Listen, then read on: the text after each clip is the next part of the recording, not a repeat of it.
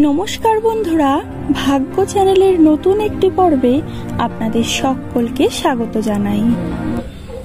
বাড়িতে হঠাৎ তুলসী গাছ কালো হয়ে যাচ্ছে, তুলসী গাছ মারা যাচ্ছে, কোন কারণে এই জিনিসগুলি ঘটছে জানেন কি?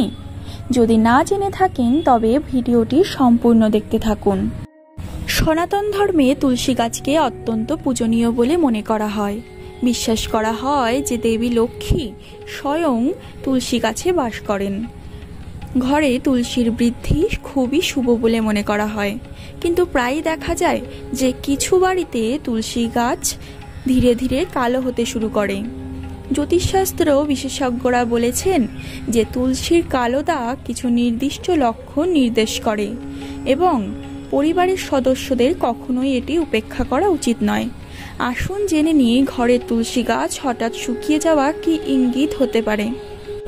জ্যোতিষশাস্ত্র বিশেষজ্ঞদের মতে যদি ঘরের তুলসী গাছটি কালো হতে শুরু করে বা শুকিয়ে যেতে শুরু করে, তাহলে বুঝুন ঘরে নেতিবাচক শক্তির প্রবাহ বাড়ছে।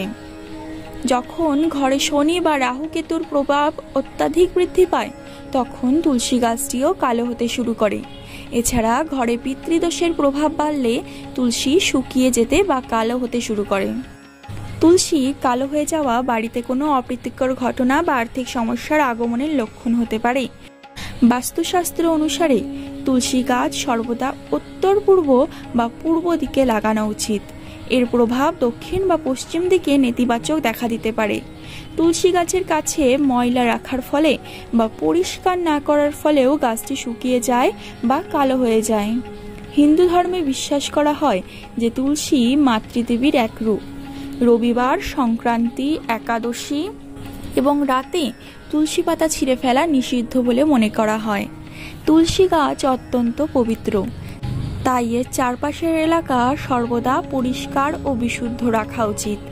যেখানে কোনো জুতা, চপ্পল বা ময়লা থাকা উচিত নয়।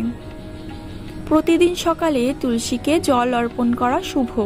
এছাড়াও প্রদীপ জ্বালিয়ে ওং তুলসাই নমঃ মন্ত্র জপ করলে ইতিবাচক শক্তি সঞ্চারিত হয়। পুজোয় কেবল তাজা এবং পরিষ্কার পাতা ব্যবহার করা উচিত। মাটিতে শুকনো বা পতিত তুলসী পাতা অর্পণ করা অশুভ বলে মনে করা হয়। সবসময় উঠোনে বা বাড়ির জানলার কাছে তুলসী গাছ রাখুন, তবে নিশ্চিত করুন যে এটি একা না থাকে। এর কাছে প্রদীপ, জলের পাত্র বা অন্যান্য গাছপালা রাখা শুভ। আশা করি বন্ধুরা ভিডিওটি আপনাদের ভালো লেগেছে।